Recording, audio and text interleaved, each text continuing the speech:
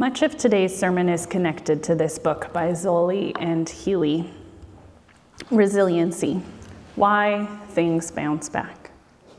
Written shortly after the global financial crash in 2008, but not published until 2012, this is a book that attempts to describe the relationships and similarities between different resilient systems.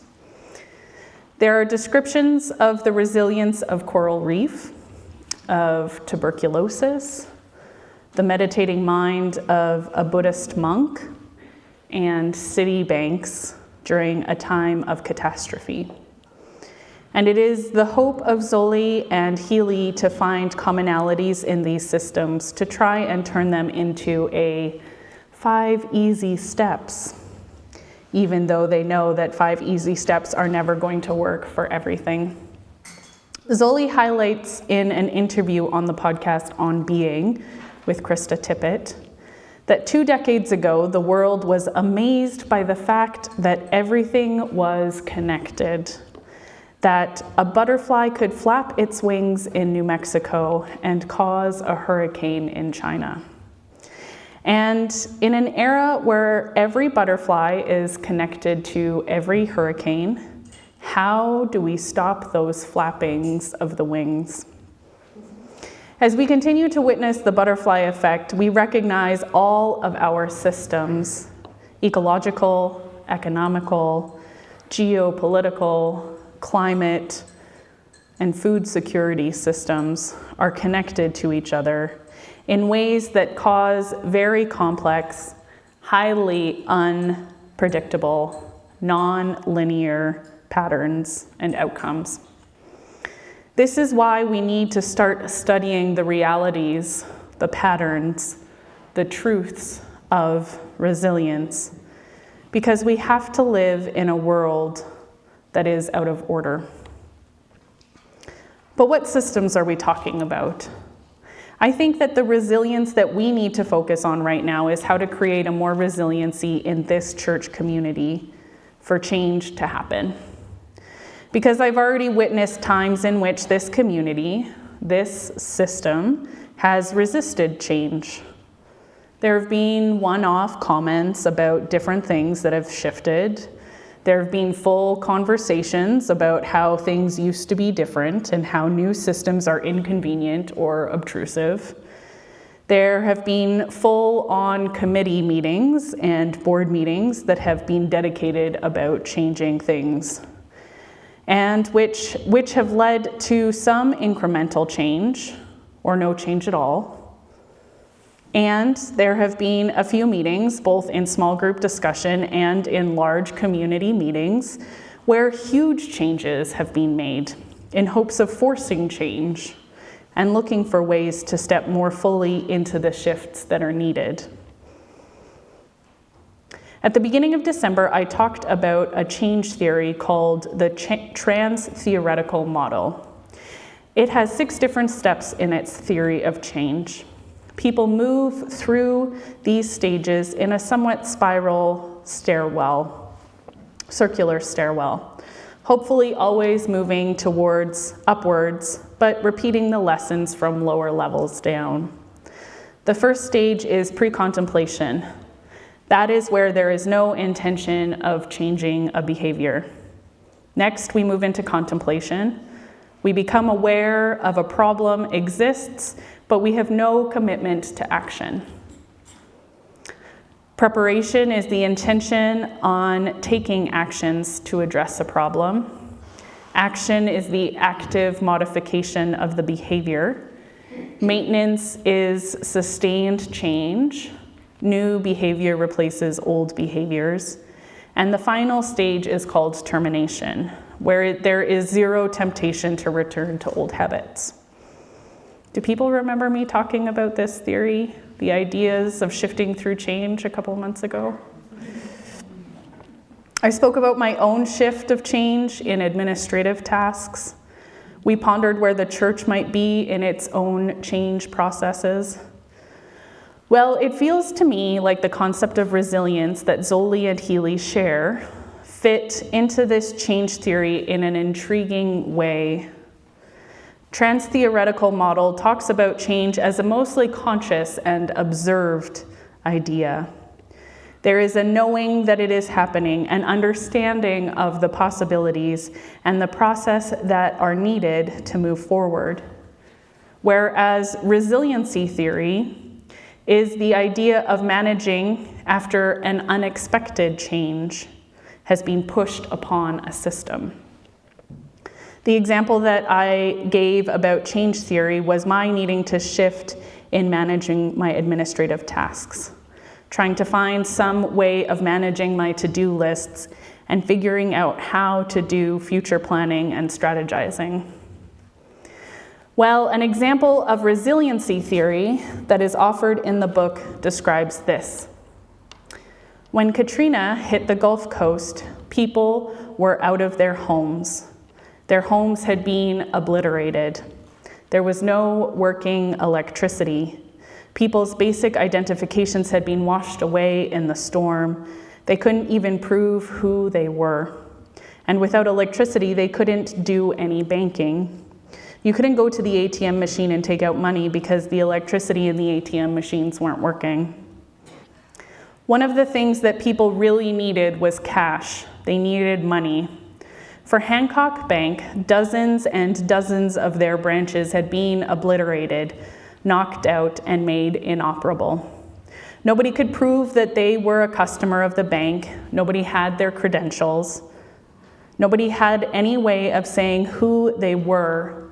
And yet worse, even if they could say who they were, there was nobody at the bank side that could say, yes, okay, we will just turn on the computer and find out how much money you have on deposit with us.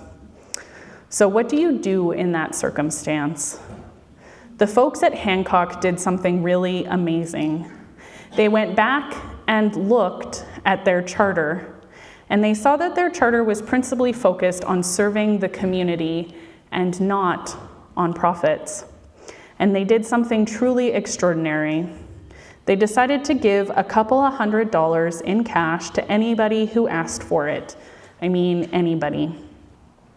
It didn't have to be a customer of Hancock, but anybody who would sign a slip of paper with their name and their address and their social security number could get cash immediately from Hancock Bank. This is a profound act of generosity and trust, right when the community is most in its most vulnerable state. And here's what's amazing. Of the millions of dollars that they put out, they got 99% of it back. And then net assets at the bank grew as people came back to repay and then open new accounts. And the company thrives today because they were able to look at their core principles in a moment of significant disruption and stay true to what had been true about them, their values for the last century. Even though they had radically shifted how they operated in a moment of vulnerability and shock and disruption. So a couple of comments to start off with. I am not here to celebrate the bank's decision of handing out money.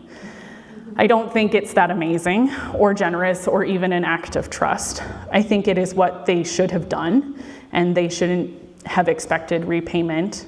Perhaps it should be the banks that are struggling with the continued aftermath of Hurricane Katrina and not all of the families that are still reeling from its effects.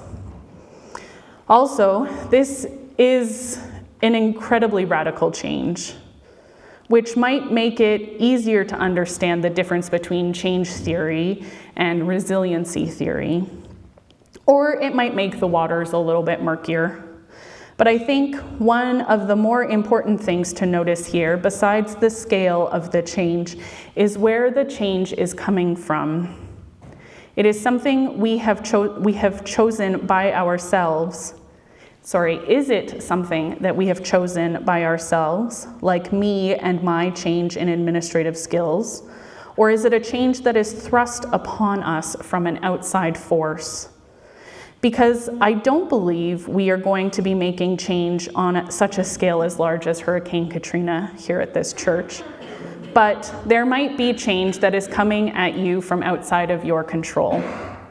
And the 6 steps of change will likely not help with large-scale changes, but it also might not work when change is being forced upon you and when change is happening and we don't realize it. So just to recap, our 6 steps of change theory are pre-contemplation, contemplation, preparation, action, maintenance, and termination.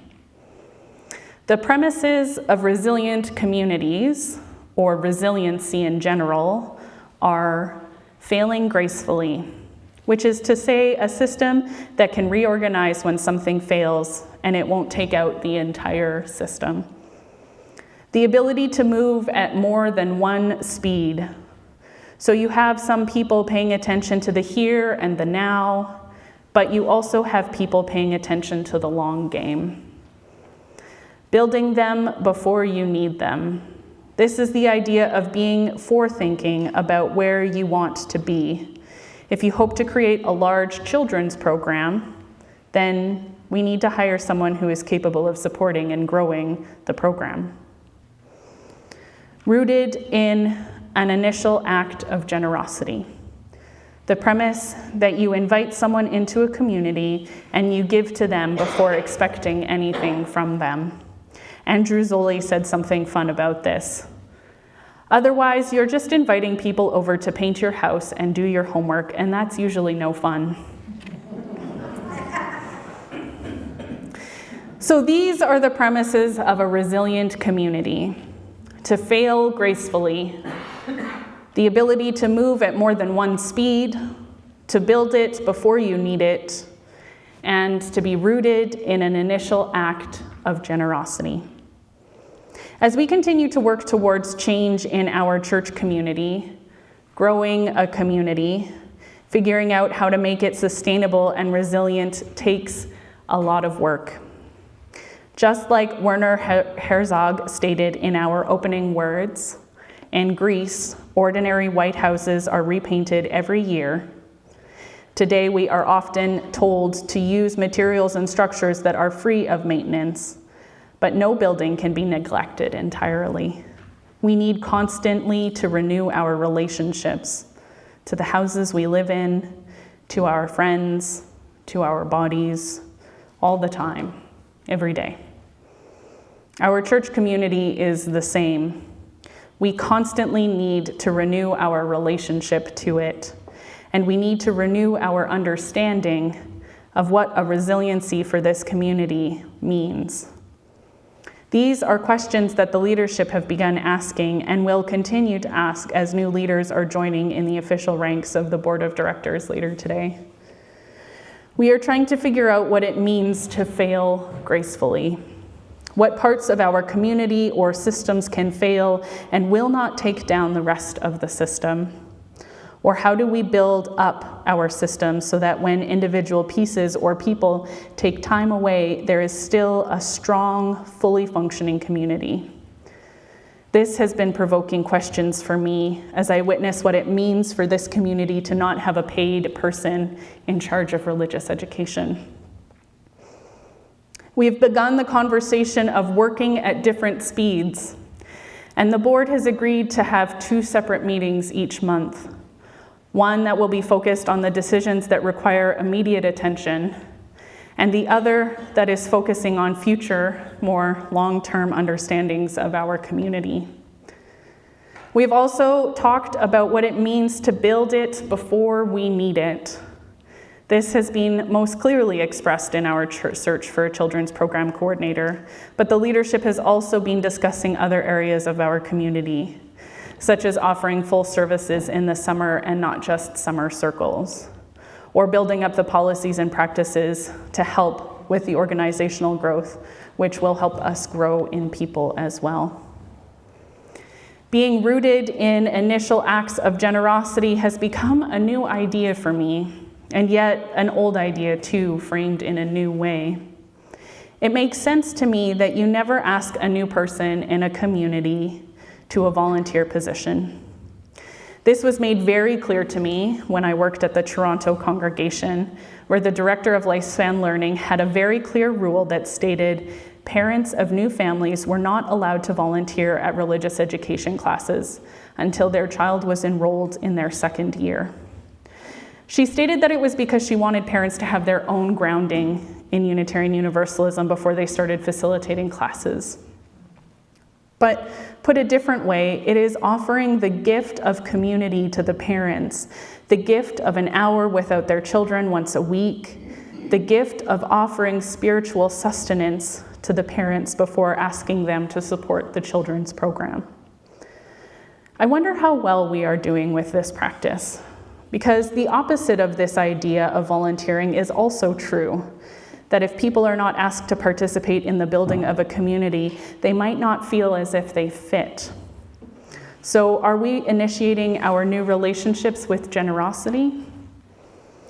These are all incredibly important aspects to be paying attention to as we continue to move down this path of growth and change, trying to find the stages of change that we are in and recognizing if our practices lead to resiliency or not.